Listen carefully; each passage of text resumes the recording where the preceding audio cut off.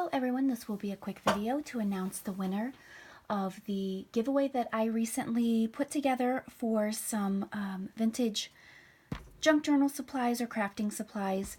And thank you for everyone who left a comment. It seems like the consensus is that most people use these type of supplies for doing junk journals, and that was the intended purpose that I purchased these supplies, and I can't use all of them, so I thought I would offer them up and then do a little giveaway. So let's go ahead and reveal the winner.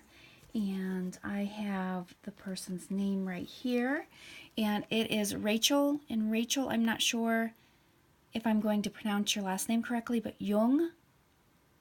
So Rachel, if you could get a hold of me, I will leave my email address below. Just send me an email. I will need your physical address so I can get this shipped out to you. So congratulations. I hope you enjoy these supplies. And once again, thank you everyone who participated in the giveaway.